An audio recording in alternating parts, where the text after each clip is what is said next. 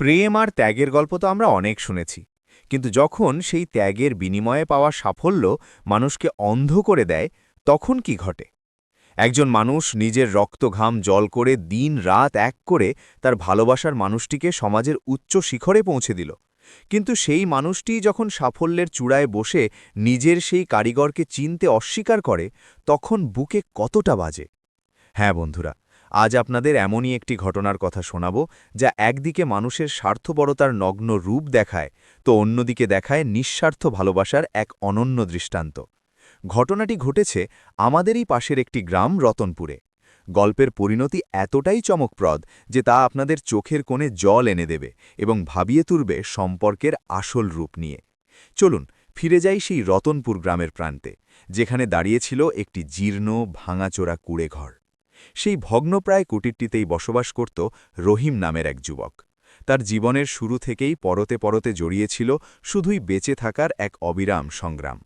সে যখন নেহাতি অবুঝ শিশু, তখনই নিয়তির নিষ্ঠুর পরিহাসে তার বাবা মা তাকে এই পৃথিবীর মায়া ত্যাগ করে চিরবিদায় জানান। অনাথ সেই শিশুটির এরপর ঠাঁই হয় তার আপন চাচা চাচির আশ্রয়ে। চাচার মনটা বেশ নরম এবং দয়ালু হলেও চাচির রুক্ষ স্বভাবের কারণে প্রায় প্রতিদিনই তাকে নানা ধরনের গঞ্জনা ও কটু কথা সহ্য করতে হতো। পান থেকে চুন খসলেই তাকে নির্মমভাবে মনে করিয়ে দেওয়া হতো যে সে এই সংসারের বুকে এক বিশাল বোঝা ছাড়া আর কিছুই নয়। রহিম কিন্তু কোনো প্রতিবাদ করত না। একেবারে নিশ্চুপ থেকে মাথার উপর দিয়ে বয়ে যাওয়া সব অপমান মুখ বুজে সহ্য করে নিত। তার ছোট্ট মস্তিষ্ক এটুকু বুঝে গিয়েছিল যে যদি সে ভুল করেও মুখে মুখে তর্ক করে, তবে হয়তো এই মাথা গোজার সামান্য থাইটুকু থেকেও তাকে চিরতরে তাড়িয়ে দেওয়া হবে। ছোটবেলা থেকেই রহিমের পড়াশোনার প্রতি এক প্রবল ঝোঁক ছিল এবং প্রতিদিন নিয়ম করে স্কুলে যেতে তার ভীষণ ভালো লাগত। বইয়ের পাতাগুলো যেন তার কাছে এক মায়াবী স্বপ্নের নতুন পৃথিবীর দরজা খুলে দিত। কিন্তু নিয়তি তো তার সহায় ছিল না। পরিবারের আর্থিক অনটন এতটাই প্রকট ছিল যে তার পক্ষে উচ্চশিক্ষার স্বপ্ন দেখাটা এক প্রকার বিলাসিতা ছিল। অনেক কাঠখড় পুড়িয়ে অনেক কষ্টে সে কোনো রকমে দ্বাদশ শ্রেণীর গণ্ডিটা পার করতে সক্ষম হল। এইটুকু পেরোতেই চাচি একদম কড়া ভাষায় সাফ জানিয়ে দিলেন যে এবার বই খাতা গুছিয়ে রেখে দুমুঠো অন্ন জোগাড়ের জন্য উপার্জনের পথে নামতে হবে। সেই অভিশপ্ত দিনটিতে রহিম নিজের হাতে থাকা বইয়ের পরিবর্তে ভারী কোদাল আর মাটির ঝুড়ি তুলে নিতে বাধ্য হল। গ্রামের ভেতরে বা আশেপাশের এলাকায় যেখানেই একটু দিনমজুরের কাজ জুটত, সে বিনা বাক্য ব্যয়ে সেখানে ছুটে যেত। কখনো খাঁ খাঁ রোদ্দুরে অন্যের কৃষিজমিতে হাড় ভাঙা খাটুনি খাটত, তো কখনো আবার প্রতিবেশীদের ভাঙা বাড়ি মেরামতের কাজে ঘাম ঝরাত। দিনভর অমানসিক পরিশ্রম করার পর দিন শেষে যে গুটি কয়েক কয়েন বা সামান্য পারিশ্রমিক তার হাতে আসত, তা দিয়েই কোনো মতে তার পেটের ক্ষুধা নিবৃত্ত হতো এবং দিন গুজরান হতো। এভাবেই কালের নিয়মে সময়ের চাকা ধীরে ধীরে সামনের দিকে গড়িয়ে যেতে লাগল। সেই ছোট্ট রহিম এখন সময়ের পরিক্রমায় এক সুঠাম ও দায়িত্বশীল যুবকে পরিণত হয়েছে। তার এমন একাকী ও ছন্নছাড়া জীবন দেখে চাচার মনে হল এবার হয়তো ছেলেটার সংসার পাতা উচিত, যাতে বিয়ের পর তার অগোছালো জীবনটা অন্তত কিছুটা হলেও স্থিতিশীলতার মুখ দেখে। এরপর শুরু হলো পাত্রী খোঁজার পালা, এবং অনেক খোঁজাখুঁজি ও কাঠখড় পোড়ানোর পর অবশেষে পার্শ্ববর্তী দরিয়াপুর গ্রামে একটি উপযুক্ত মেয়ের সন্ধান পাওয়া গেল। সেই মেয়েটির নাম ছিল আয়েশা। আয়েশাও রহিমের মতোই এক অত্যন্ত দরিদ্র ও অভাবী পরিবারের সন্তান ছিল, কিন্তু তার স্বভাব ছিল অসম্ভব নম্র, শান্ত এবং সে বুদ্ধিমত্তায় ছিল প্রখর। প্রবল ইচ্ছে থাকা সত্ত্বেও পরিবারের করুণ আর্থিক দৈন্যদশার কারণে মাঝপথেই তার পড়াশোনার ইতি টানতে হয়েছিল। উভয় পরিবারের যেহেতু হারানোর বা দাবি করার মতো তেমন কিছুই ছিল না, তাই তারা আর অযথা কালক্ষেপণ না করে অত্যন্ত সাদামাটা ও সাধারণ আয়োজনের মধ্য দিয়ে তাদের দুজনের 4 হাত এক করে দিল। বিয়ের আনুষ্ঠানিকতা শেষ হওয়ার পর চাচা রহিমকে ডেকে তার প্রয়াত বাবা মায়ের সেই বহু পুরনো ও জরাজীর্ণ ভিটামাটিটুকু বসবাসের জন্য হস্তান্তর করলেন।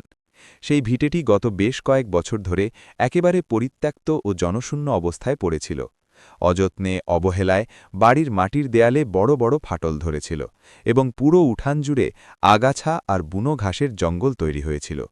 তবুও রহিমের মনে এক অদ্ভুত তৃপ্তি আর আনন্দ কাজ করছিল, কারণ পৃথিবীতে অন্তত তার নিজের মাথা গোজার মতো এক টুকরো নিজস্ব ছাদ তৈরি হয়েছে। নতুন বউ আয়েশা সেই জরাজীর্ণ বাড়িতে নিজের প্রথম পা রাখতেই সম্পূর্ণ একাগ্রতা ও ভালোবাসা দিয়ে সেই ভগ্নস্তূপটিকে একটি সুন্দর নীড়ে রূপান্তর করার কাজে লেগে পড়ল। সে নিজের হাতে উছানের সমস্ত আগাছা পরিষ্কার করল, দেয়ালে জমে থাকা ধুলোবালি মুছে ফেলল এবং অত্যন্ত সামান্য ও ছোটখাটো জিনিসপত্র দিয়ে নিপুণভাবে ঘরটাকে সাজিয়ে তুলল। তার এমন অক্লান্ত পরিশ্রম আর ভালোবাসার ছোঁয়ায় দেখতে দেখতে সেই পরিত্যক্ত ও ভাঙাচোরা বাড়িটি সত্যিই একটি প্রাণবন্ত ও স্নেহময় বাসস্থানের রূপ ধারণ করল। রহিম প্রতিদিন ভোরের আলো ফুটতেই কঠোর দিনমজুরির উদ্দেশ্যে বাড়ি থেকে বেরিয়ে যেত এবং সূর্যাস্তের পর হাড়ভাঙা ক্লান্তি নিয়ে আপন নীড়ে ফিরে আসত। অন্যদিকে আয়েশাও সারাদিন ধরে পরম মমতায় সংসারের যাবতীয় কাজকর্ম এক হাতে সামলে রাখত। বাহ্যিক দৃষ্টিতে তাদের এই দিনযাপন যতই সাদামাটা আর দারিদ্র্যক্লিষ্ট মনে হোক না কেন, তাদের দুজনের মনের গহীনে একে অপরের প্রতি লুকিয়েছিল এক নিখাদ ভালোবাসা এবং এক অকৃত্রিম ও নিবিড় আপন বোধ। একদিন গোধূলি লগ্নে রহিম কাজ শেষে ক্লান্ত শরীরে বাড়ি ফিরে হঠাৎ খেয়াল করল যে আয়েশা ঘরের একটি শান্ত কোণে নিভৃতে বসে গভীর মনোযোগ দিয়ে কিছু একটা পড়ায় মগ্ন হয়ে আছে। সে ভালো করে লক্ষ্য করে দেখল আয়েশার হাতে একটি জরাজীর্ণ ও পুরনো বই ধরা আছে। বিয়ের পর থেকে রহিম এর আগে কোনো দিনই তার স্ত্রীকে এভাবে বই হাতে নিয়ে পড়তে দেখেনি, তাই দৃশ্যটি তাকে বেশ কিছুটা বিস্মিত করল। সে ঠোঁটের কোণে একচিলতে মিষ্টি হাসি ফুটিয়ে অত্যন্ত কোমল স্বরে জিজ্ঞেস করল, "কি এত মনোযোগ দিয়ে পড়ছ তুমি?" স্বামীর এমন আকস্মিক প্রশ্নে আয়েশা যেন কিছুটা চমকে উঠল এবং রীতিমতো ঘাবড়ে গিয়ে চরম ব্যস্ততায় বইটি সাথে সাথে বন্ধ করে দিল। তারপর আমতা আমতা করে বলল, "তেমন কিছু না, এই এমনি একটু চোখ বোলাচ্ছিলাম আর কি।" রহিম অত্যন্ত তীক্ষ্ণ অথচ স্নেহমাখা দৃষ্টিতে তার স্ত্রীর চোখের দিকে তাকাল। তার ভেতরের মন যেন তাকে জানান দিল যে আয়েশা নিশ্চিতভাবেই তার কাছ থেকে কোনো গভীর সত্য লুকানোর চেষ্টা করছে। সে আর কোনো কথা না বাড়িয়ে খুব শান্তভাবে তার ঠিক পাশটিতে গিয়ে বসল এবং পরম মমতায় বলল, "এভাবে ভয় পাওয়ার বা লুকোনোর তো কোনো দরকার নেই। আমার কাছে একদম সত্যি কথাটা নির্দ্বিধায় খুলে বলো। তোমার কি বই পড়তে খুব বেশি ভালো লাগে?" আয়েশা প্রথমটায় বেশ কিছুক্ষণ একদম নিশ্চুপ হয়ে মাথা নিচু করে বসে রইল।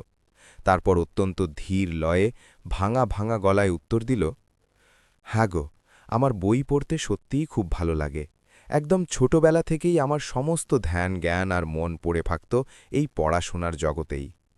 কথাগুলো বলার সময় তার কণ্ঠস্বরে এক অদ্ভুত চাপা দীর্ঘশ্বাস ও গভীর বিষণ্ণতা স্পষ্টতই টের পাওয়া যাচ্ছিল। রহিম এবার কিছুটা কৌতূহলী হয়েই তাকে প্রশ্ন করে বসল, "যদি পড়াশোনার প্রতি এতই ভালোবাসা ছিল, তাহলে হঠাৎ করে মাঝপথে সেই পড়ালেখা ছেড়ে দিলে কেন?" এ কথা শোনামাত্র আয়েশার দুই চোখ লজ্জায় আর দুঃখে মাটির দিকে নিচু হয়ে গেল। সে দীর্ঘশ্বাস ছেড়ে বলল, "আমার বাপের বাড়ির আর্থিক অবস্থা মোটেও ভালো ছিল না। আমার বৃদ্ধ বাবা অন্যের জমিতে দিনমজুরি করে যা রোজগার করতেন, তা দিয়ে কোনো রকমে দুবেলা দুমুঠো ভাত জোগাড় করে সংসার চালানোই ছিল এক বিশাল যুদ্ধ। সেই কঠিন বাস্তবতায় আমার পড়ালেখার খরচ চালানোটা অসম্ভব হয়ে পড়েছিল এবং বাধ্য হয়েই আমার পড়াশোনার চিরতরে ইতি ঘটে।" কথাগুলো শোনার পর ঘরের ভেতর বেশ কিছুক্ষণ ধরে এক পিন পতন নিস্তব্ধতা বিরাজ করতে লাগল। তারপর সেই নীরবতা ভেঙে রহিম অত্যন্ত গম্ভীর ও চিন্তাশীল গলায় জিজ্ঞেস করে বসল, "আচ্ছা, যদি আজ তুমি আবারও সেই অপূর্ণ স্বপ্ন পূরণের জন্য কোনো সুযোগ পাও, তাহলে তুমি নিজের জীবনে কি হতে চাইবে?" আয়েশা প্রথমটায় এই অভাবনীয় প্রশ্নে রীতিমতো স্তব্ধ হয়ে গিয়ে কোনো উত্তরই দিতে পারল না। তার যেন বিশ্বাসই হচ্ছিল না যে এই চরম দরিদ্র ও কঠিন বাস্তবতার মাঝেও কেউ তার স্বপ্নের কথা এত গুরুত্ব দিয়ে জানতে চাইছে। কিন্তু কয়েক মুহূর্ত কেটে যাওয়ার পর সে অত্যন্ত ধীরে এবং আবেশমাখা কণ্ঠে বলল, "সত্যি কথা বলতে কি, আমার বুকের গহীনে লালিত স্বপ্ন ছিল একজন মহৎ ডাক্তার হওয়ার। এই ডাক্তার হওয়ার স্বপ্নের কথাটি উচ্চারণ করার সাথে সাথেই তার নিভে যাওয়া চোখের তারায় এক অসাধারণ দীপ্তি ও অদ্ভুত চমক যেন ঝিলিক দিয়ে উঠল। কিন্তু পর মুহূর্তেই সে এক ম্লান হাসি হেসে অত্যন্ত করুণ সুরে বলল, "তবে এখনই চরম অভাবের সংসারে বসে এমন অলীক স্বপ্ন নিয়ে ভাবার সত্যি কত অর্থই হয় না।" রহিম তার এমন কথা শুনে চরম বিস্ময়ের সাথে জিজ্ঞেস করল, কেন এমন অবাস্তব মনে হচ্ছে তোমার কাছে?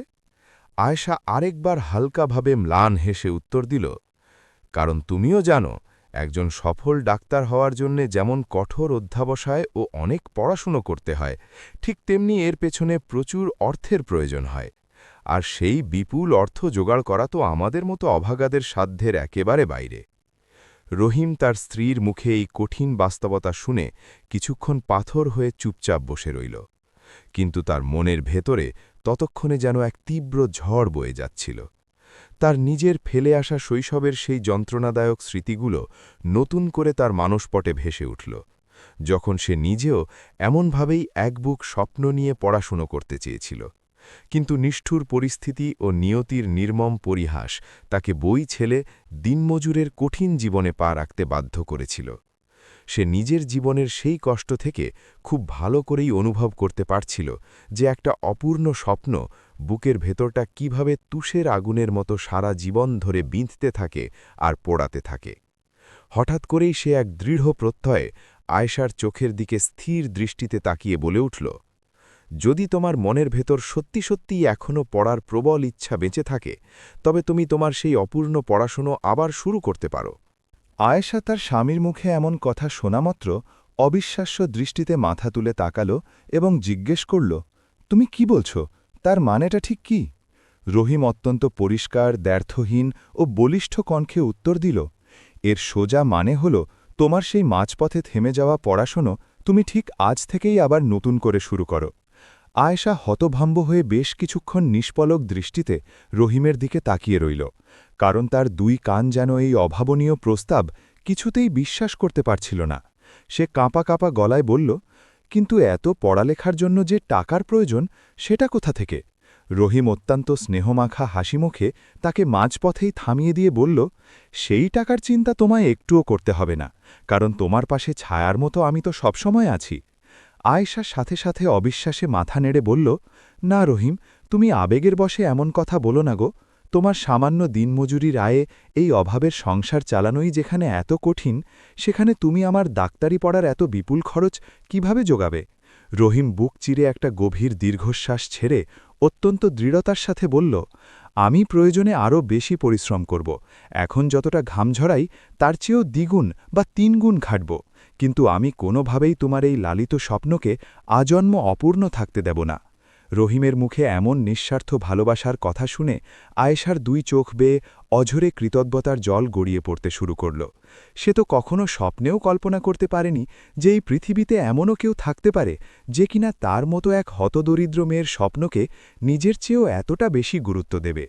সে অশ্রু সজল চোখে অত্যন্ত ধীর কণ্ঠে তাকে জিজ্ঞেস করল, তুমি কি সত্যিই শুধুমাত্র আমার স্বপ্ন পূরণের জন্য নিজের জীবনে এত বড় কষ্ট ও ত্যাগ স্বীকার করবে?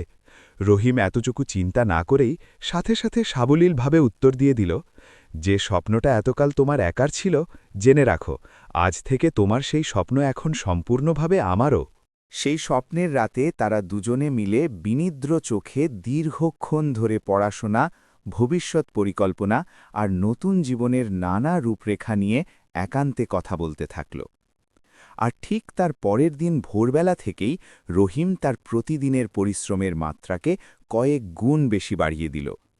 এখন সে প্রতিদিন সকালে সূর্য ওঠার অনেক আগেই কাজের সন্ধানে বেরিয়ে পড়ত এবং হাড়ভাঙা খাটুনি শেষে গভীর রাতে বাড়ি ফিরত। কখনো সে অন্যের ক্ষেতে দিনমজুর খাটত, তো কখনো আবার উত্তপ্ত ইটের ভাটায় অমানসিক পরিশ্রম করত। স্বামীর এই সীমাহীন ত্যাগ আর উৎসাহে ভর করে ধীরে ধীরে আয়েশা তার বহু বছরের পুরনো সেই বই খাতাগুলো নিয়ে আবার নতুন উদ্যমে পড়ালেখা শুরু করে দিল। কিন্তু গ্রামের কিছু পরশ্রীকাতর মানুষ তাদের এই উদ্যোগ দেখে চারদিকে নানা ধরনের তির্যক ও ব্যঙ্গাত্মক কথা ছড়াতে শুরু করল। গ্রামের কিছু মানুষ পথেঘাটে রহিমকে দেখলেই হাসতে হাসতে উপহাস করে বলতো, দেখে নিস ভাই, তোর এই বউ একদিন বড় সড় পড়ালেখা শিখে ঠিকই তোকে ছেড়ে দিয়ে শহরের বড় লোকের হাত ধরে চলে যাবে। আবার কিছু কুচক্রী লোক আড়ালে আবডালে বলতো, একজন সামান্য দিনমজুরের আবার যোগ্যতাটা কিরে বাবা, সে নাকি আবার নিজের বউকে বড় ডাক্তার বানাতে চায়। এ যেন একেবারে বামন হয়ে চাঁদে হাত দেওয়ার মতো অবস্থা। কিন্তু রহিম কখনোই তাদের এসব কুৎসিত কথার বিন্দুমাত্র জবাব বা প্রতিবাদ করেনি, কারণ তার জীবনে তখন একটাই লক্ষ্য ও সবচেয়ে জরুরি বিষয় ছিল, আর তা হল যে কোনো মূল্যে আয়েশার ডাক্তার হওয়ার স্বপ্নকে বাস্তবে রূপ দেওয়া। এভাবেই নানা ঘাত প্রতিঘাত ও উপহাসের মধ্য দিয়ে সময় ধীরে ধীরে সামনের দিকে এগোতে লাগল। সমস্ত সামাজিক বাধাবিপত্তি এবং অভাবকে জয় করে চরম পরিশ্রম ও অদম্য একাগ্রতার সাথে আয়েশা তার পড়াশোনার কাজ অবিরাম চালিয়ে গেল। এরপর দীর্ঘ অপেক্ষার পর অবশেষে একদিন সেই মাহেন্দ্রক্ষণটি এসে উপস্থিত হল, যেদিন একটি অনেক বড় ও মর্যাদাপূর্ণ মেডিকেল কলেজে প্রবেশিকা পরীক্ষার চূড়ান্ত ফলাফল প্রকাশিত হওয়ার কথা। সেই ভাগ্য নির্ধারণের দিনটিতে ভোরবেলা থেকেই রহিম এক অদ্ভুত অস্থিরতা ও উত্তেজনায় ছটফট করছিল। সে তার কাজ ফেলে বারবার উৎসুক দৃষ্টিতে গ্রামের ধুলোমাখা রাস্তার দিকে তাকিয়ে শুধু আয়েশার ফেরার অপেক্ষায় প্রহর গুনছিল। বেলা গড়িয়ে সূর্য যখন পশ্চিমে হেলে পড়ে সন্ধে নামার উপক্রম, ঠিক তখনই দূর থেকে আয়েশাকে চরম উৎসাহে দৌড়ে বাড়ির দিকে ছুটে আসতে দেখা গেল। তার ঘরমাক্ত মুখে এক অনাবিল ও পরিষ্কার আনন্দের ছাপ দূর থেকেই স্পষ্টভাবে ফুটে উঠছিল। রহিম তার স্ত্রীর এই বাঁধভাঙা উচ্ছ্বাস দেখেই মনে মনে পরিষ্কার বুঝে গেল যে আজ নিশ্চয়ই তাদের জীবনে অত্যন্ত দারুণ ও শুভ কিছু একটা ঘটতে চলেছে।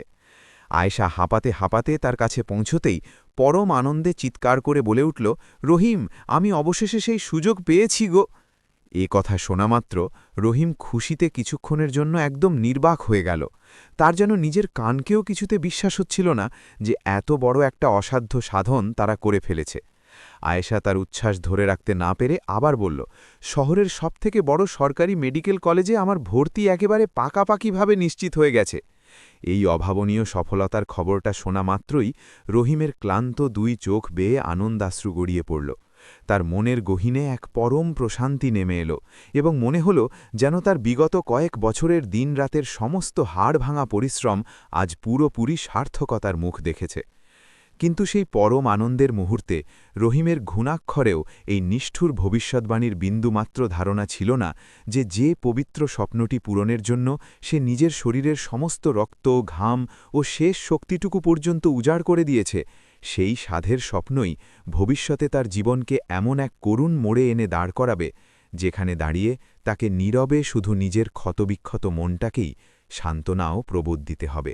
তবে ভবিষ্যৎ যাই হোক না কেন, সেই বর্তমান মুহূর্তে তার জন্য পৃথিবীর সবচেয়ে বড় ও খাঁটি আনন্দ ছিল ঠিক এটাই যে তার প্রিয়তমা আয়েশার লালিত স্বপ্ন আজ সত্যিই বাস্তবে রূপ নিতে চলেছে। সেই জাদুকরী রাতে রহিম দীর্ঘ বহুদিন পর যেন বুক ভরে এক গভীর স্বস্তির নিঃশ্বাস ফেলল। তার কেবলই মনে হচ্ছিল যে তার এতদিনের ঝরানো প্রতিটি ফোঁটা ঘাম আর সব কঠোর পরিশ্রম আজ সার্থকতার স্বর্ণ শিখরে পৌঁছেছে। ঠিক তার পরের দিন সকালবেলা থেকেই তারা দুজনে মিলে চরম উৎসাহে নতুন জীবনের সামনের যাত্রার সমস্ত প্রস্তুতি নিতে শুরু করে দিল। কারণ আয়েশাকে তো এবার সেই অজপাড়া গ্রাম ছেড়ে শহরের সেই বিশাল মেডিকেল কলেজে পড়তে যেতে হবে। তাদের সেই রতনপুর গ্রাম থেকে শহরের দূরত্ব বেশ অনেকটা বেশি হওয়ার কারণে যাতায়াত করে পড়াশোনা করা সম্ভব ছিল না, তাই শহরে স্থায়ীভাবে থাকার ব্যবস্থা করাটাও অত্যন্ত জরুরি ছিল। রহিম তাই আর এক মুহূর্ত দেরি না করে আয়েশার মেডিকেল কলেজে ভর্তির সমস্ত প্রয়োজনীয় প্রস্তুতি ও দৌড়ঝাঁপ শুরু করে দিল।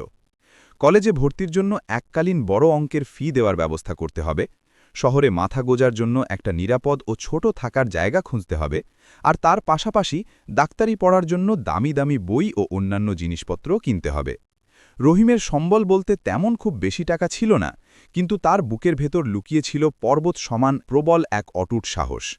সে এদিক ওদিক করে মহাজনের কাছ থেকে কিছু টাকা চড়া সুদে ধার নিল এবং বাকিটা নিজের হাড়ভাঙ্গা খাটুনি দিয়ে জমানো সামান্য সঞ্চয়টুকু পুরোপুরি সেখানে ঢেলে দিল। এরপর সেই বহু প্রতীক্ষিত দিনটিতে আয়েশা যখন বাক্সপ্যাটরা গুছিয়ে শহরে যাওয়ার জন্য রওনা হল, সেদিন রহিম তাকে পরম মমতায় গ্রামের বাসস্ট্যান্ড পর্যন্ত পায়ে হেঁটে এগিয়ে দিতে গেল। আয়েশার হাতে ছিল একটি অতি সাধারণ ও ছোট্ট ব্যাগ, যার ভেতরে সযত্নে গোছানো ছিল তার ডাক্তারি পড়ার বইপত্র ও নিত্য ব্যবহার্য কিছু সামান্য কাপড়চোপড়। দূরপাল্লার বাসটি আসার আগে পর্যন্ত তারা দুজনে রাস্তার ধারে বেশ কিছুক্ষণ ধরে একদম চুপচাপ আর নির্বাক হয়ে দাঁড়িয়ে রইল। রহিম ভাঙা গলায় বারবার শুধু একটাই কথা তাকে স্মরণ করিয়ে দিচ্ছিল যে শহরের রঙিন জাঁকজমকে ভুলে না গিয়ে তাকে যেন তার পড়ালেখায় পুরো মনোযোগ ও একাগ্রতা ধরে রাখতে হবে। আয়েশাও তখন এক আত্মবিশ্বাসী হাসি মুখে তাকে কথা দিল যে জীবনে এবার আর সে কোনোমতেই পিছন ফিরে তাকাবে না, বরং শুধু সামনের দিকে নিজের সেই স্বপ্নের লক্ষ্যের দিকে দুর্বার গতিতে এগিয়ে যাবে। বিদায়ের এই বেদনাবিধুর মুহূর্তে আয়েশার দুই চোখে হালকা জলের রেখা ফুটে উঠেছিল, কিন্তু সে অনেক কষ্টে নিজের আবেগটুকু সামলে নিয়ে চোখের জল মুছে ফেলল। এরপর বাসটি ধোঁয়া ছেড়ে যখন চলতে শুরু করল, তখন আয়েশা জানালার কাঁচ দিয়ে একদৃষ্টে রাস্তার পাশে দাঁড়িয়ে থাকা রহিমের দিকে তাকিয়ে রইল।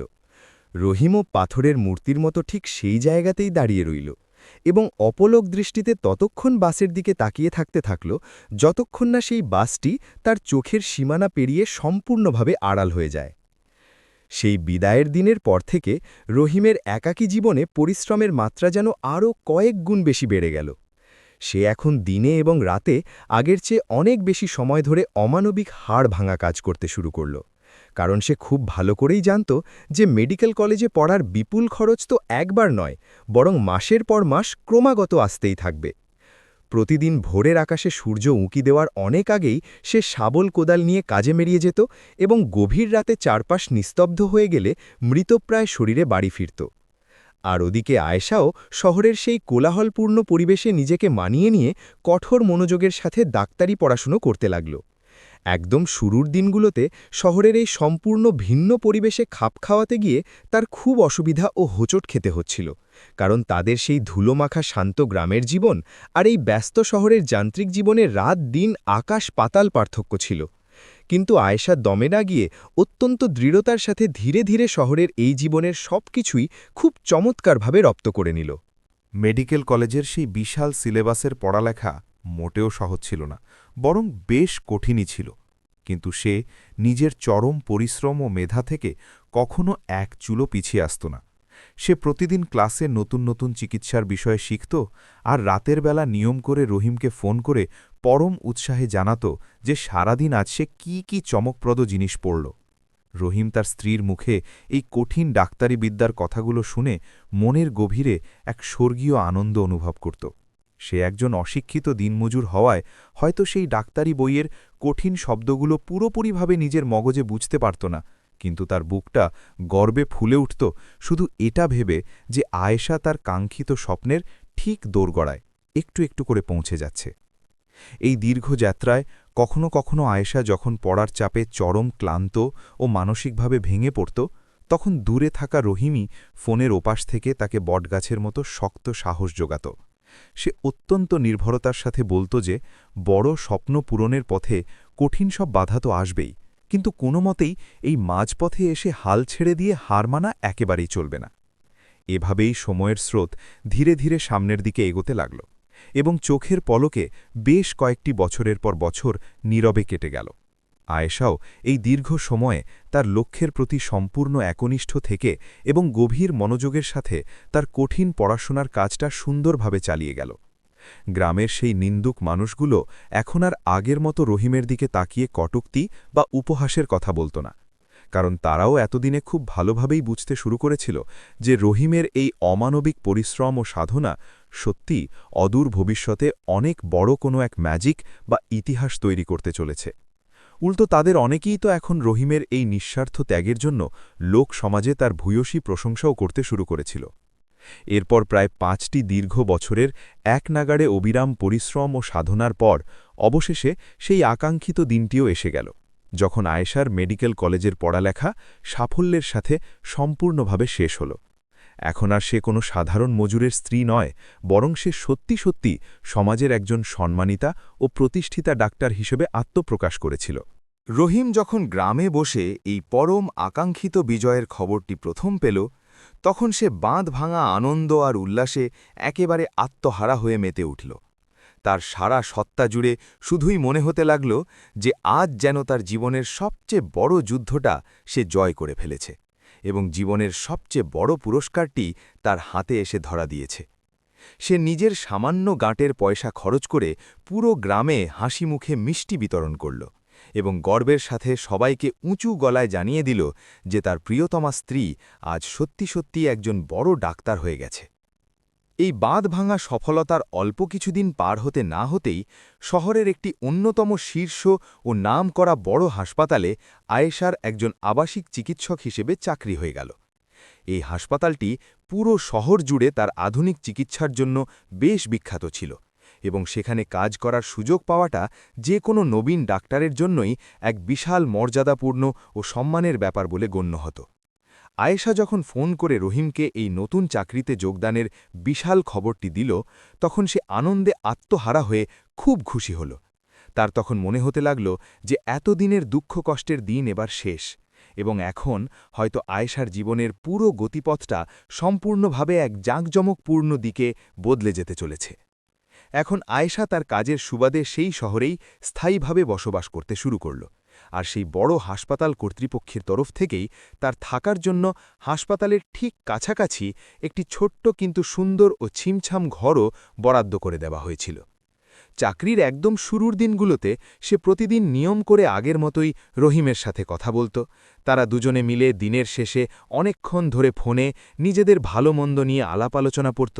আয়েশা তার নতুন হাসপাতাল, ডাক্তার, রোগী ও শহরের আধুনিক সব গল্প বলত, আর রহিম তাকে শোনাত সেই পুরনো ধুলোমাখা গ্রাম আর ক্ষেত খামারের কথা।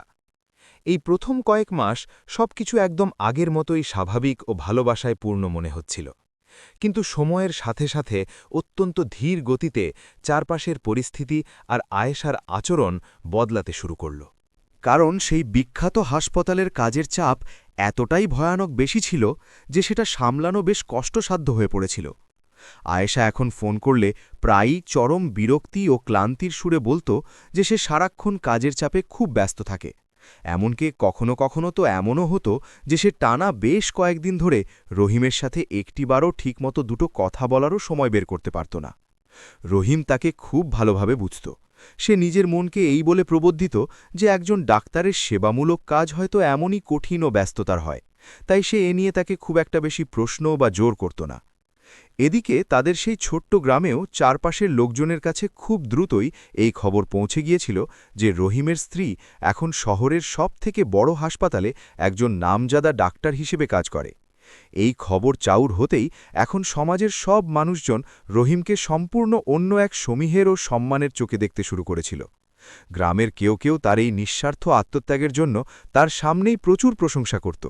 আমার তাদের মধ্যেই কিছু কুটিল লোক মনে মনে এই সন্দেহ পোষণ করত যে এত বড় একজন শহরের প্রতিষ্ঠিত ডাক্তার হয়ে যাওয়ার পর সে কি আর কোনোদিন এই গরিব দিনমজুর রহিম ও ধুলোমলিন গ্রামের কথা নিজের স্মৃতিতে মনে রাখবে। রহিম অবশ্য গ্রামের মানুষের এই সমস্ত কটু কথায় বা সন্দেহে খুব একটা বেশি কান বা পাত্তা দিত না, কারণ তার কাছে পৃথিবীর সবচেয়ে বড় চাওয়া ও পাওয়া শুধু এতটুকুই ছিল যে আয়েশা যেন তার নিজের জীবনে চরম খুশি ও শান্তিতে থাকে। কিন্তু তবুও ধীরে ধীরে রহিমের নিজের বুকের গহীনেও এক অজানা ও অদ্ভুত রকমের শূন্যতা গভীরভাবে অনুভব হতে লাগল, কারণ এখন তাদের দুজনের মাঝে সেই আগের মতো প্রাণ খুলে কথা বলা বা হৃদয়ের টান যেন অনেকটাই ফিকে হয়ে গিয়েছিল। এরপর একদিন হঠাৎ করে তাদেরই গ্রামের পরিচিত এক লোক নিজের জটিল চিকিৎসার জন্য সেই দূরের শহরে গেল। লোকটির শারীরিক অবস্থা বেশ খারাপ ও আশঙ্কাজনক ছিল, তাই সে ভালো চিকিৎসার আশায় সোজা সেই বড় হাসপাতালেই গিয়ে পৌঁছল, ঠিক যেখানে আয়েশা দিন-রাত কাজ করত। সে যখন সেই বিশাল ও জাঁকজমকপূর্ণ হাসপাতালের ভেতরে পৌঁছল এবং রোগীদের লম্বা লাইনে দাঁড়িয়ে ডাক্তার দেখানোর অপেক্ষায় প্রহর গুনছিল, ঠিক তখন হঠাৎ করেই তার নজর দূরে দাঁড়িয়ে থাকা একজন মহিলা ডাক্তারের ওপর গিয়ে পড়ল। লোকটি চোখের দৃষ্টি তীক্ষ্ণ করে আরও একটু ভালো করে তাকিয়ে রীতিমতো চমকে উঠল, কারণ সাদা অ্যাপ্রন পরা সেই ব্যস্ত ডাক্তার আর কেউ নয়, বরং স্বয়ং রহিমের স্ত্রী আয়েশা ছিল। সে গ্রামের পরিচিত মুখ দেখে চরম আনন্দে আত্মহারা হয়ে সোজা তার কাছে পৌঁছে গেল এবং একগাল হাসি মুখে জোরে বলে উঠল, আরে আয়েশা বৌমা, তুমি এখানে? কেমন আছো তুমি? আর আমাদের গ্রামের রহিম কেমন আছে? ভরা হাসপাতালের মাঝে একজন অপরিচিত গ্রাম্য লোকটির এমন উচ্চস্বরের কণ্ঠস্বর শুনে আয়েশা যেন এক মুহূর্তের জন্য রীতিমতো থমকেও জমে গেল, কারণ সেই সময় তার ঠিক আশেপাশেই শহরের অনেক নামি দামি ডাক্তার এবং অভিজাত নার্সরা ডিউটিরত অবস্থায় দাঁড়িয়েছিল। লোকটি তার গ্রামের স্বভাবসুলভ ভঙ্গিতে একদম সহজ ও সরলভাবেই কথাগুলো বলছিল, কিন্তু লোকটির মুখে গ্রামের দিনমজুর স্বামীর নাম শোনা মাত্রই আয়েশার মুখের রং ফ্যাকাশে হয়ে সম্পূর্ণ বদলে গেল। সে চরম অস্বস্তিতে আর চোখে চারদিকে তাকালো এবং তারপর লোকটির দিকে সরাসরি তাকিয়ে অত্যন্ত শীতল ও বিরক্তিমাখা কণ্ঠে বলল, আপনি কে বলুন তো? আমার তো মনে হয় না যে আমি আপনাকে আগে কোনোদিন দেখেছি বা আপনাকে চিনি। ডাক্তারের মুখে এমন অপ্রত্যাশিত ও কাঠখোট্টা উত্তর শুনে লোকটি অপমানে একদম চুপ হয়ে গেল। তার প্রথমটায় মনে হলো হয়তো সে চেহারা মেলাতে গিয়ে খুব বড় কোনো একটা ভুল করে ফেলেছে, কিন্তু যখন সে আবার চোখ কচলে খুব ভালো করে কাছ থেকে দেখল, তখন সে পরিষ্কার বুঝে গেল যে তার সামনে সাদা কোট গায়ে দাঁড়িয়ে থাকা এই ডাক্তারটি হুবহু সেই আয়েশাই, যাকে সে রতনপুর গ্রাম থেকে খুব ভালোভাবে চেনে। লোকটির মনের ভেতরে তখন এক অদ্ভুত ও জটিল প্রশ্নের ঝড় জাগতে শুরু করল, কিন্তু সে পরিবেশ ও পরিস্থিতি বিবেচনা করে সেখানে আর দ্বিতীয় কোনো কথা বলল না। শুধু চুপচাপ নিজের ডাক্তার দেখিয়ে ও চিকিৎসা করিয়ে আবার সেই রতনপুর গ্রামে ফিরে এলো। গ্রামে পা রাখার পরপরই সে কাউকে কিছু না জানিয়ে সোজা রহিমের জরাজীর্ণ বাড়ির কাছে ছুটে গেল। রহিম তার গ্রামের পরিচিত মানুষটিকে সুস্থ হয়ে ফিরে আসতে দেখে খুব খুশি হল এবং হাসি মুখে তার শরীরের সমস্ত খোঁজখবর নিতে শুরু করল। কিছুক্ষণ এদিক ওদিকের কথা বলার পর লোকটি অত্যন্ত ধীরে ও সাবধানে জানাল যে সে শহরের ঠিক সেই নামকরা হাসপাতালেই তার নিজের চিকিৎসার জন্য গিয়েছিল, যেখানে আয়েশা একজন ডাক্তার হিসেবে কাজ করে।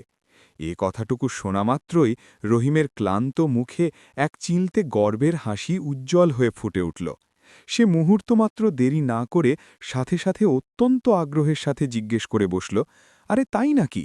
সেখানে কি আমার আয়েশার সাথে তোমার দেখা পেয়েছিলে? কেমন আছে সে এখন?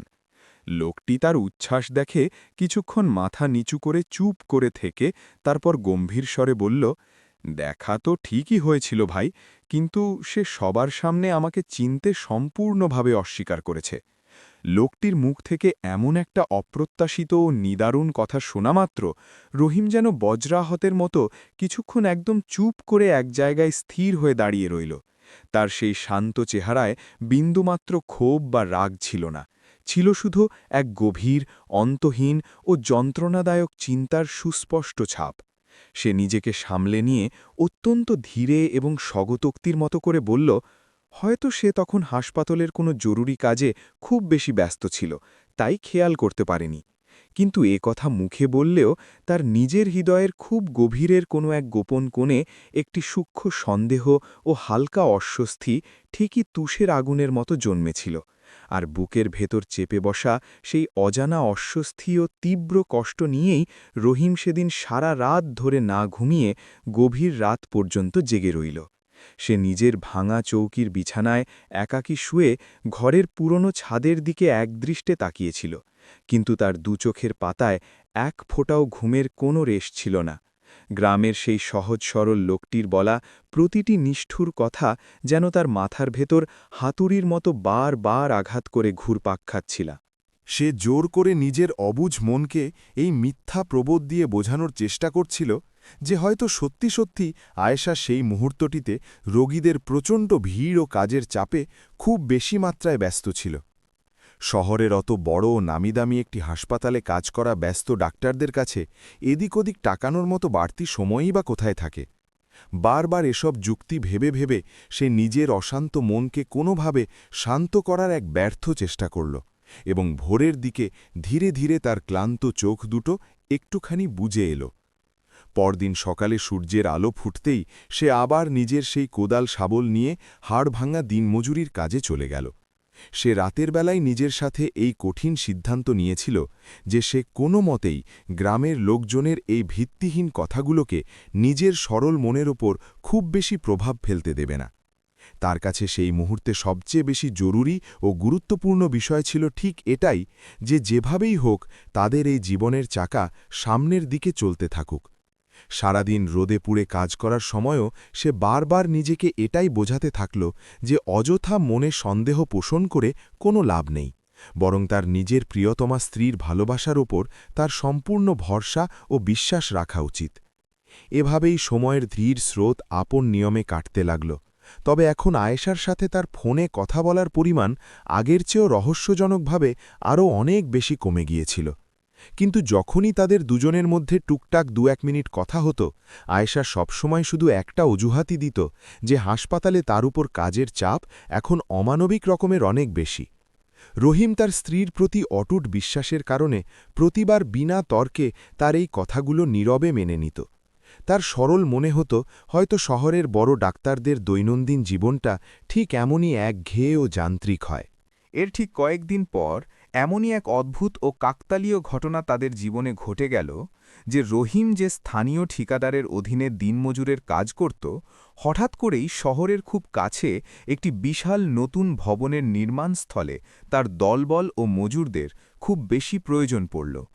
সেই নতুন কাজের জায়গাটি ঠিক সেই মূল শহর থেকে খুব একটা বেশি দূরে ছিল না, যেখানে আয়েশার সেই বিশাল ও সুপরিচিত হাসপাতালটি অবস্থিত ছিল। রহিম যখন ঠিকাদারের মুখ থেকে একথাটা প্রথম জানতে পারল, তখন তার মাথায় হঠাৎ করেই বিদ্যুতের মতো একটা চমৎকার চিন্তার উদয় হল। সে মনে মনে ভাবল যে প্রায় অনেকগুলো মাস পেরিয়ে গেছে সে তার প্রিয়তমা আয়েশার সাথে একবার সামনাসামনি দেখাও করেনি, তাই কেন না এবার কাজের ফাঁকে একটু সময় বের করে শহরে গিয়ে তার সাথে একবার সারপ্রাইজ দেখা করে নেওয়া যাক। সেদিন শহরের সেই নতুন সাইটে সারা দিন অমানবিক পরিশ্রম ও কাজ করার পর সন্ধ্যার দিকে যখন সমস্ত মজুরদের একসাথ ছুটি হল, তখন রহিম নিজের গায়ে লেগে থাকা সিমেন্ট ও ইঁটের ধুলো হাত দিয়ে ঝেড়ে পরিষ্কার করে অত্যন্ত ধীর পায়ে শহরের সেই হাসপাতালের দিকে রওনা হল। সে শহরে বউয়ের সাথে দেখা করতে যাওয়ার জন্য খুব একটা বেশি পরিপাটি হয়ে বা সেজেগুজে যায়নি, কারণ সত্যি বলতে তার কাছে পরার মতো ওরকম কোনো ভালো ও দামি কাপড় একদমই ছিলও না। তার দুই পায়ে গলানো ছিল একটি ক্ষয়ে যাওয়া পুরনো চপ্পল, আর পরনে গায়ে জড়ানো ছিল সেই অত্যন্ত সাধারণ ও ধুলো মাখা কাপড় যা সে রোজ কাজের সময় নিয়ম করে পরত। বেশ কিছুক্ষণ পায়ে হেঁটে পথ চলার পর সে অবশেষে সেই বিশাল ও বিলাসবহুল বড় হাসপাতালের মূল ফটকের সামনে এসে দাঁড়িয়েছিল, ঠিক যেখানে আয়েশা প্রতিদিন কাজ করত। হাসপাতালের বহুতল ভবনটি দেখতে খুব বড় এবং কাঁচের আলোয় অত্যন্ত চকচকে ছিল। আর তার ভেতরে আসা যাওয়া করা প্রতিটি মানুষজন অত্যন্ত পরিপাটি ও পরিষ্কার অভিজাত পোশাকে সজ্জিত ছিল।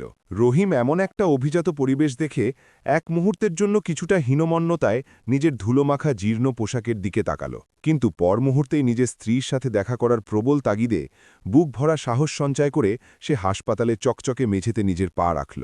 তাকে এমন ভবঘুরের মতো ভেতরে ঢুকতে দেখেই প্রধান গেটে কড়া পাহারায় দাঁড়ানো ইউনিফর্ম পরা সিকিউরিটি গার্ড তাকে সাথে সাথে হাত দেখিয়ে থামিয়ে কর্কশ ভাষায় জিজ্ঞেস করল যে সে এমন বেশে ভেতরে কোথায় যাচ্ছে। রহিম পরিস্থিতি সামাল দিতে অত্যন্ত ধীরে ও বিনীতভাবে মিথ্যা করে বলল যে তার শরীরটা খুব একটা ঠিক নেই এবং সে মূলত এখানে একজন ডাক্তারকে দেখাতে এসেছে। তার এমন রুগ্ন চেহারা দেখে গার্ডের মনে কিছুটা দয়ার উদ্রেক হওয়ায় সে তাকে লিফট পেরিয়ে উপরে যাওয়ার রাস্তাটা হাত নেড়ে দেখিয়ে দিল। রহিমের পর অত্যন্ত ধীর ও সতর্ক পায়ে হাসপাতালের বিশাল করিডোর ধরে ভেতরের দিকে এগোতে লাগল। করিডোরের চারদিকে শুধু ঝকঝকে সাদা দেয়াল, জীবনদায়ী নানা মেশিনের টুংটাং আওয়াজ এবং রোগীদের আত্মীয় স্বজনের এক বিশাল ও ব্যস্ত ভিড় ছিল। সেই সম্পূর্ণ নতুন ও অচেনা পরিবেশ দেখতে দেখতে একটু একটু করে সামনের দিকে এগিয়ে গেল। করিডোর ধরে কিছুক্ষণ এদিক ওদিক খোঁজাখুঁজি করার পর অবশেষে সে সেই কাঙ্ক্ষিত চেম্বারের ঘরটি দূর থেকে দেখতে পেল, ঠিক যেখানে তার স্ত্রী আয়েশা নিজের চেয়ারে বসেছিল। সে লক্ষ্য করল সেই কাঁচের ঘরের ভেতর আয়েশাকে ঘিরে আরও বেশ কয়েকজন সিনিয়র ডাক্তার এবং প্রশিক্ষণপ্রাপ্ত নার্স খুব ব্যস্তভাবে দাঁড়িয়েছিল। রহিম অত্যন্ত সন্তর্পণে সেই ঘরের দরজার কাছে গিয়ে দাঁড়িয়ে কাঁচের ফাঁক দিয়ে ভেতরে উঁকি দিল এবং চেয়ারে বসা আয়েশার ওপর নজর পড়তেই তার সেই ক্লান্ত ও ধুলোমাখা মুখে এক অমলিন ও তৃপ্তির হালকা হাসি ফুটে উঠল। দীর্ঘ কয়েকটা মাস বিরহের পর আজ সে নিজের প্রিয়তমা স্ত্রীকে তার চোখের এত কাছ থেকে একেবারে সামনে বসে থাকতে দেখছিল।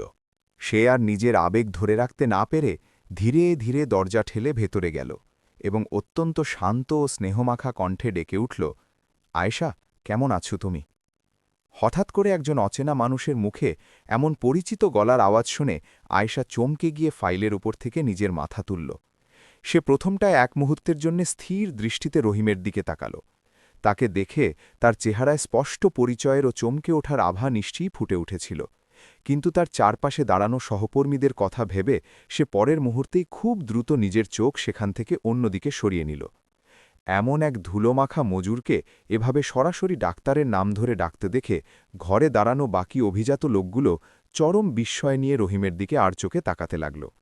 রহিমের সরল মনে তখনও হল যে হয়তো এত ভিড়ের মাঝে আয়েশা তাকে ঠিকমতো খেয়াল করে দেখতে পায়নি, তাই সে কোনো সংকোচ না করে আরেকটু সামনে এগিয়ে গিয়ে একটু জোর গলায় বলল, আয়েশা, তুমি চিনতে পারছো না আমি তোমার রহিম।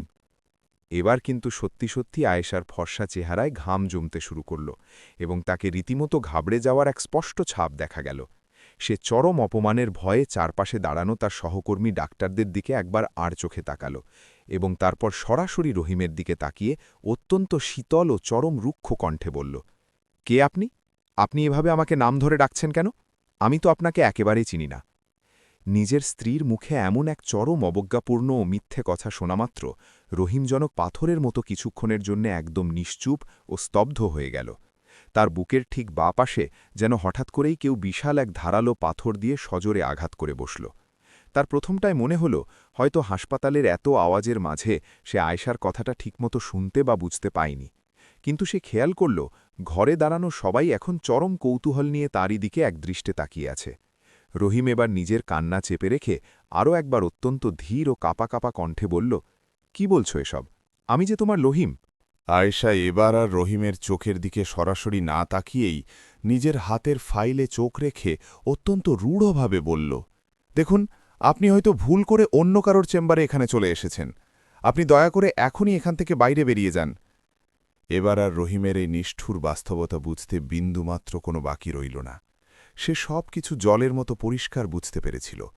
অপমানে ও অবহেলায় তার দুই চোখ হালকা জলে ভিজে উঠল, কিন্তু সে নিজের আত্মসম্মান বজায় রেখে ঘরের ভেতরে আর কাউকে একটি কথাও বলল না। সে শুধু একটা জ্যান্ত লাশের মতো বেশ কিছুক্ষণ ঠিক সেই জায়গাতেই পাথর হয়ে দাঁড়িয়ে রইল এবং তারপর অত্যন্ত ধীরে ও ভারাক্রান্ত মনে উল্টো দিকে ঘুরে দাঁড়াল। কাঁচের দরজা পর্যন্ত পৌঁছে বেরোনোর আগে সে শেষবারের মতো একবার পেছন ফিরে তাকাল। সে দেখল আয়েশা আবার অত্যন্ত স্বাভাবিকভাবে নিজের কাজে মনোযোগ দিয়ে লেগে গিয়েছিল, যেন এই মাত্র এখানে কিছুই হয়নি। রহিমের দুই পা যেন তখন টন টন সীসার মতো ভারী হয়ে গিয়েছিল, যা আর সামনের দিকে চলতে চাইছিল না। সে নিজের শরীরের সমস্ত ওজন টেনে অত্যন্ত ধীরে ধীরে সেই অভিশপ্ত হাসপাতালের গেট পেরিয়ে বাইরে রাস্তায় বেরিয়ে এল।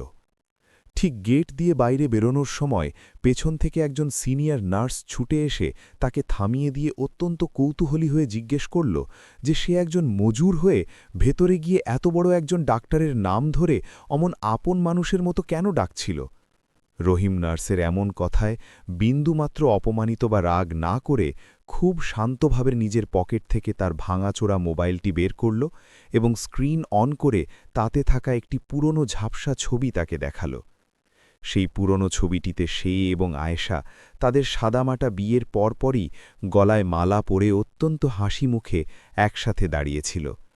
সে অত্যন্ত শান্ত ও বেদনাসিক্ত কণ্ঠে সেই নার্সকে বলল, যাকে আপনারা এত বড় ডাক্তার হিসেবে দেখছেন, এ হল আমার বিবাহিতা স্ত্রী। তবে হয়তো শহরের এই জাঁকজমক আর বড় পদমর্যাদার কারণে এখন সে আমাকে আর নিজের স্বামী হিসেবে চিনতে চায় না। বুক ফাটায় চরম সত্য কথাটা বলে সে তার ভাঙা মোবাইলটি আবার সযত্নে নিজের পকেটে রেখে দিল। তার দুই চোখের কোণে তখনও টলটলে জল চিকচিক করছিল, কিন্তু সে অনেক কষ্টে সেই জলটুকু আর নিজের গাল বেয়ে নিচে পড়তে দিল না। সে শুধু সেই নার্সকে শেষবারের মতো এতটুকু কথা বলে সেখান থেকে নিজের পথে চলে গেল। ম্যাডাম, যদি কখনো অবসরে তার সাথে আপনার এ বিষয়ে কথা হয়, তবে তাকে শুধু আমার তরফ থেকে এটুকু বার্তা পৌঁছে দেবেন যে আমি মন থেকে চাই সে যেখানেই থাকুক, সবসময় যেন এভাবেই সুখে ও শান্তিতে থাকুক। এরপর রহিম বুকের ভেতর এক বিশাল শূন্যতা নিয়ে ধীরে ধীরে সেই বিশাল হাসপাতাল চত্বর থেকে একেবারে বাইরে বেরিয়ে এল।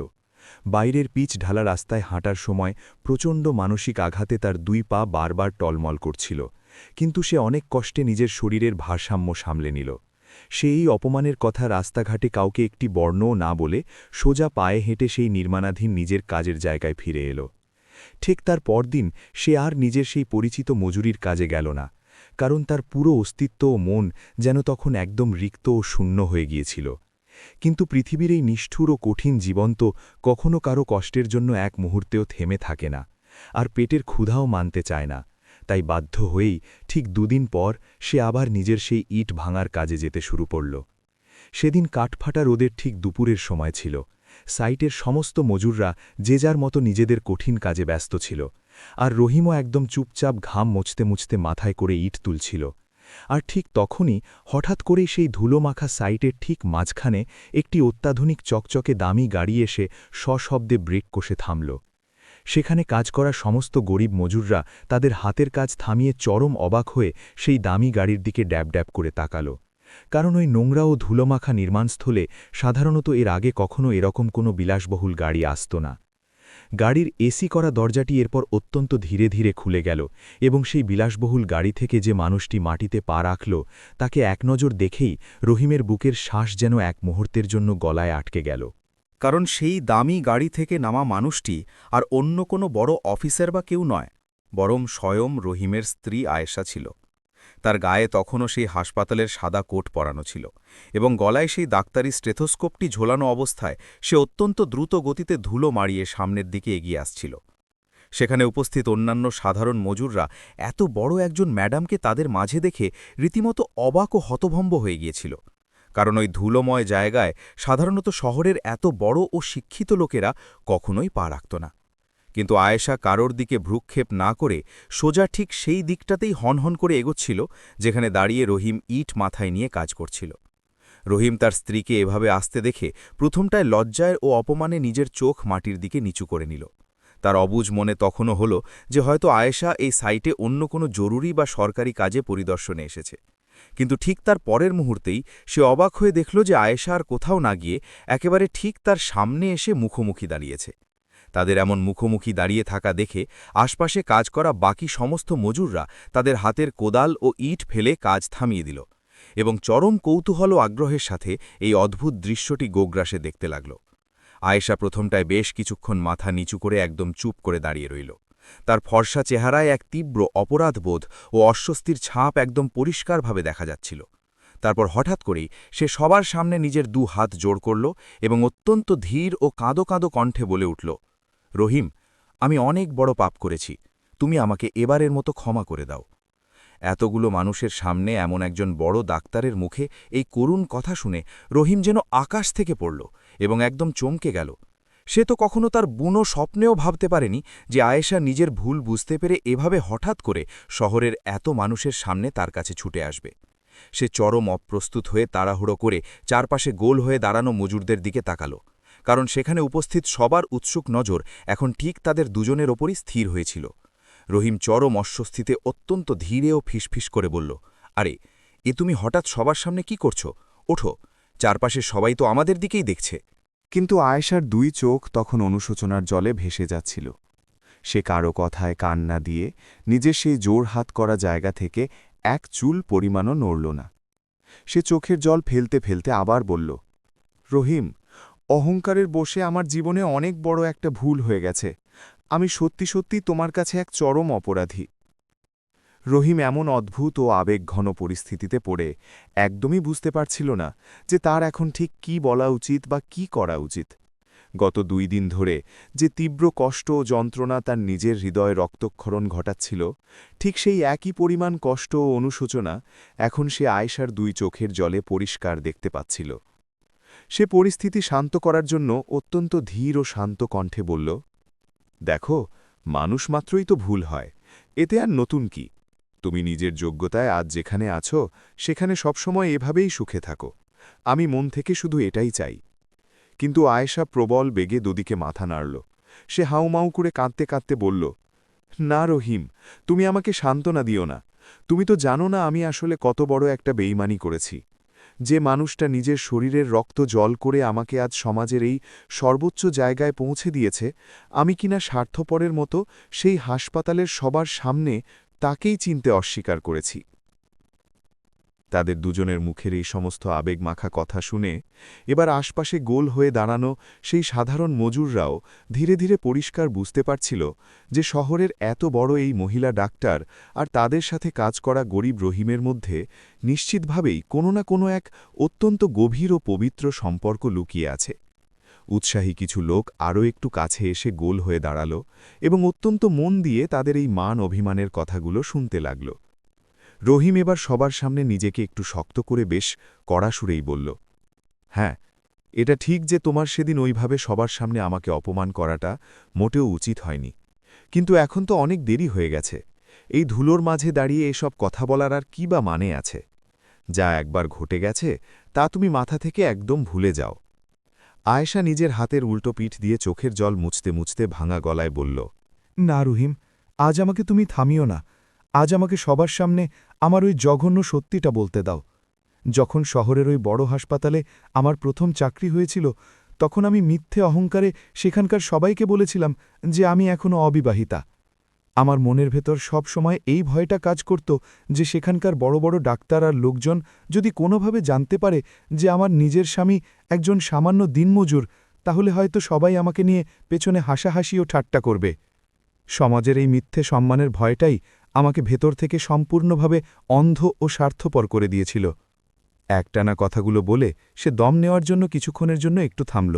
তারপর আবার সেই একই ধীর ও অনুতপ্ত কণ্ঠে বলল, সেদিন যখন তুমি না জানিয়ে হঠাৎ করে ওই হাসপাতালে সরাসরি আমার চোখের সামনে চলে এলে, তখন আমি সত্যি বলতে চরম ঘাবড়ে গিয়েছিলাম।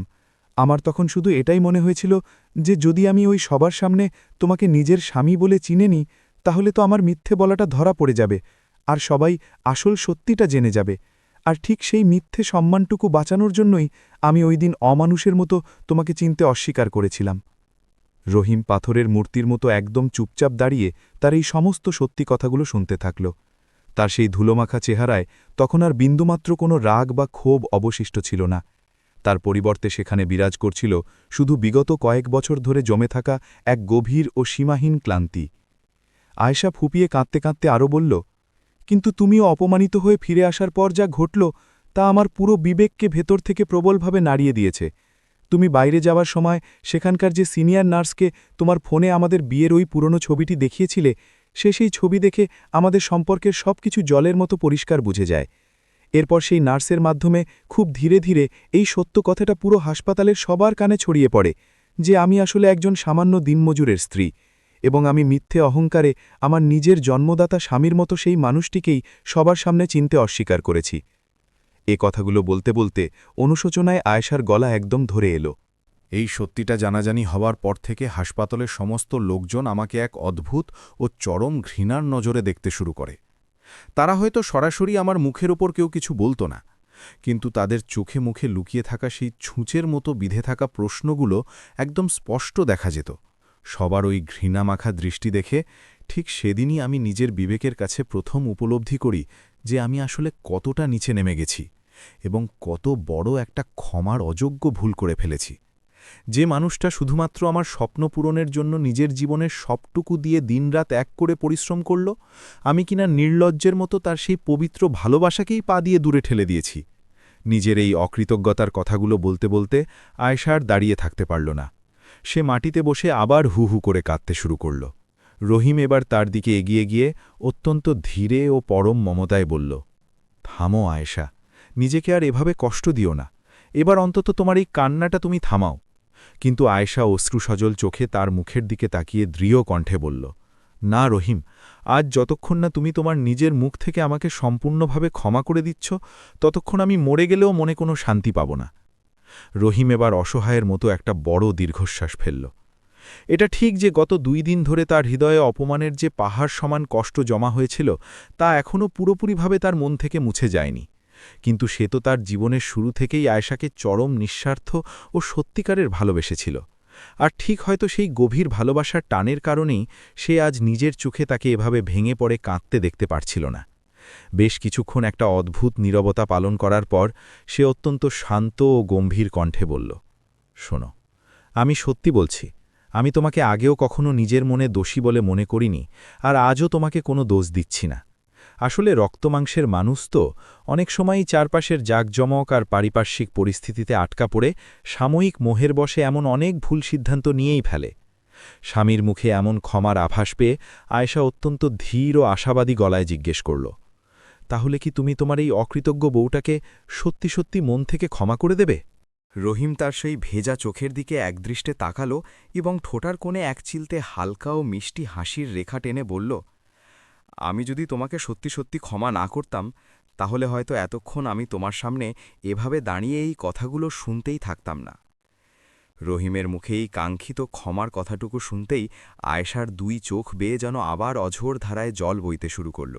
তবে হ্যাঁ, তার এবারের সেই চোখের জলে কোনো অপরাধ বোধ ছিল না, বরং ছিল এক পরম স্বস্তি ও হারানো রত্ন ফিরে পাওয়ার পরম শান্তি। সাইটের চারপাশে গোল হয়ে দাঁড়িয়ে থাকা সেই কঠোর পরিশ্রমী মজুররাও এবার তাদের এই মিলন দেখে নিজেরাও চোখের জল ধরে রাখতে না পেরে ভীষণ আবেগপ্রবণ হয়ে পড়েছিল। তাদের মধ্যে কিছু লোক খুশিতে হাততালি দিয়ে হাসছিল, আর কিছু লোক চোখের জল মুছতে মুছতে একদম চুপচাপ দাঁড়িয়ে এই সিনেমার মতো সুন্দর দৃশ্যটি দেখছিল। আয়েশা এবার নিজের চোখের জল মুছে উঠে দাঁড়িয়ে অত্যন্ত ধীরে ও আদুরে গলায় বলল, তুমি যদি আমার উপর ভরসা করে রাজি থাকো, তবে চলো আমরা আমাদের এই সুন্দর জীবনটাকে আবার একদম প্রথম থেকে নতুন করে শুরু করতে পারি। রহিম তার প্রস্তাবে কিছুটা সময় নিয়ে গভীরভাবে ভাবতে লাগল। তারপর সে সম্মতিসূচক মাথা নেড়ে অত্যন্ত দৃঢ়তার সাথে বলল, আমাদের এই জীবনটাকে আবার নতুন করে শুরু করাতে আমার বিন্দুমাত্র কোনো আপত্তি বা ক্ষতি নেই, তবে আমার একটাই শর্ত, এবার থেকে আমাদের জীবনের প্রতিটি পদক্ষেপে যে কোনো মূল্যে সত্যির হাত ধরে বাঁচতে হবে। আয়েশা এক মুহূর্ত দেরি না করে সাথে সাথেই রহিমের হাত দুটো নিজের হাতের মুঠোয় নিয়ে বলল, আমি ঈশ্বরের নামে কথা দিচ্ছি, আজ থেকে আমি আর কখনোই সমাজের ভয়ে আমাদের এই পবিত্র সম্পর্ককে বিন্দুমাত্র লুকোনোর বা অস্বীকার করার চেষ্টা করব না। সেই ঐতিহাসিক ও আবেগময় দিনটির পর তারা দুজনের সত্যি অতীতের সমস্ত গ্লানি ভুলে এক চমৎকার নতুন শুরুর সাথে নিজেদের সুন্দর জীবনটাকে নতুন করে শুরু করল। আয়েশা সেই বড় হাসপাতালের চাকরি ছেড়ে দিয়ে শহরেরই এক প্রান্তে একটি ছোট্ট কিন্তু ছিমছাম ক্লিনিক নিজে নিজেই খুলে নিল, যেখানে সে অত্যন্ত কম খরচে সাধারণ মানুষের চিকিৎসা সেবা করতে শুরু করল।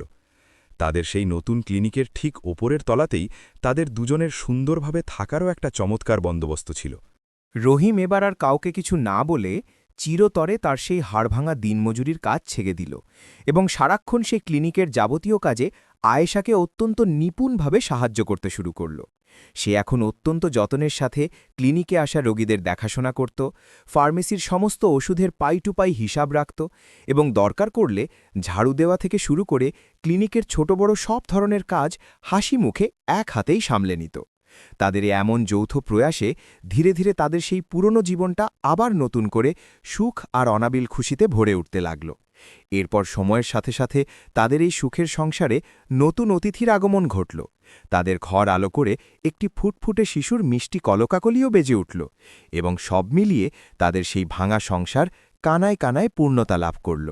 এখন শহরের বা গ্রামের পরিচিত যখনই কেউ কৌতূহল নিয়ে তাদের জিজ্ঞেস করত যে তাদের এই সফলতার পেছনের আসল গল্পটা ঠিক কী, তখন তারা দুজনেই একে অপরের মুখের দিকে তাকিয়ে হাসি মুখে শুধু একটা কথাই গর্ব করে বলত যে এই পৃথিবীতে মানুষের জীবনে সবচেয়ে বড় শক্তি হল একে অপরের প্রতি অটুট ভরসা এবং একজন সত্যিকারের মানুষের নিঃস্বার্থ সঙ্গ। কারণ তারা খুব ভালোভাবে বিশ্বাস করত যে পবিত্র সম্পর্কের মূল ভিত্তিটা চরম ত্যাগ আর অগাধ বিশ্বাসের ওপর গড়া হয়, পৃথিবীর কোনো সাময়িক ভুল বা মোহ তাকে কখনোই খুব বেশি দিন আলাদা করে বা ভাঙতে পারে না। বন্ধুরা, আমাদের জীবনের অত্যন্ত গভীরে দাগ কেটে যাওয়া এই শিক্ষণীয় গল্পটি থেকে অন্তত একটি কথা একদম জলের মতো পরিষ্কার বোঝা যায় যে একজন মানুষের আসল পরিচয় তার ব্যাংক ব্যালেন্স, বড় পদ বা টাকা দিয়ে কখনোই বিচার করা যায় না, বরং তার আসল পরিচয় নির্ভর করে বিপদের দিনে বা শূন্য থেকে শুরু করা সেই মানুষগুলোর প্রতি তার আচরণের ওপর, যারা তাকে আজকের এই অবস্থানে পৌঁছতে নিঃস্বার্থভাবে সাহায্য করেছে। আমাদের এই যান্ত্রিক জীবনে কখনো কখনো সফলতার মিথ্যা চাকচিক্য আর অহংকারে অন্ধ হয়ে আমরা সেই সব শিকড়ের মানুষদের খুব সহজেই ভুলে যাই, যারা তাদের নিজেদের স্বপ্ন বিসর্জন দিয়ে আমাদের আজকের এই জাঁকজমকপূর্ণ জায়গায় পৌঁছে দিয়েছেন। তবে সময় বড্ড নিষ্ঠুর, সে তার আপন নিয়মে শেষমেশ চরম সত্য আর অকৃত্রিম সম্পর্কের আসল মূল্য প্রতিটি মানুষকে ঠিকই হাড়ে হাড়ে বুঝিয়ে ছাড়ে। কিন্তু বন্ধুরা, এবার এই গল্প শোনার পর আপনারা নিজেদের বিবেকের কাছে প্রশ্ন করে বলুন তো, যদি আপনারা রহিমের মতো ওই চরম অপমানিত জায়গায় থাকতেন, তবে কি আপনারা আয়েশার এই অকৃতজ্ঞতাকে এত সহজে মন থেকে ক্ষমা করে দিতে পারতেন? আর আয়েশা তার স্বামীর সাথে সেদিন যা আচরণ করেছে তা কি শুধুই শহরের সেই চাকচিক্যময় পরিস্থিতির চাপে পড়ে করা একটি নিছক ভুল সিদ্ধান্ত ছিল, নাকি সত্যি সত্যি সে অহংকারের বশে তার পবিত্র সম্পর্কের সাথে এক চরম বেইমানি ও অবিচার করেছে? আপনাদের তীক্ষ্ণ বিচার বিবেচনা মতে এই পুরো গল্পটিতে কে নিজের জায়গায় সবচেয়ে বেশি সঠিক ও মানবিক ছিল আর কেই বা সবথেকে বেশি ভুল ও স্বার্থপরের মতো কাজ করেছে। আপনাদের মূল্যবান ও চিন্তাশীল মতামত অবশ্যই আমাদের কমেন্ট বক্সে লিখে জানাতে একদম ভুলবেন না, কারণ আমরা বিশ্বাস করি যে প্রত্যেকটা মানুষের নিজস্ব চিন্তা আলাদা। তাই একজন মানুষ এই গল্পটিকে সম্পূর্ণ আলাদা ও ভিন্ন ভিন্ন দৃষ্টিকোণ থেকে বিচার করে দেখতে পারে। আর আমাদের আজকের এই নিটল ভালোবাসার গল্পটি যদি এতটুকুও আপনাদের মন ছুঁয়ে গিয়ে থাকে, তবে ভিডিওটিতে অবশ্যই একটি লাইক দিয়ে আমাদের উৎসাহিত করবেন। আমাদের এই কালাম ভয়েস চ্যানেলটি এখনই সাবস্ক্রাইব করে নিন এবং এই শিক্ষণীয় ভিডিওটি আপনার প্রিয়জন ও বন্ধুদের সাথে প্রচুর পরিমাণে শেয়ার করুন, যাতে আগামী দিনেও এমন সব বাস্তব ও হৃদয়স্পর্শী গল্প আপনাদের কাছে আমরা নিয়মিতভাবে পৌঁছে দিতে পারি। আজকের মতো এখানেই বিদায় নিচ্ছি। খুব তাড়াতাড়ি দেখা হবে এমনই নতুন কোনো সুন্দর গল্পের সাথে। ততক্ষণের জন্য সবাই খুব ভালো থাকবেন এবং অবশ্যই নিজের ও নিজের পরিবারের খেয়াল রাখবেন।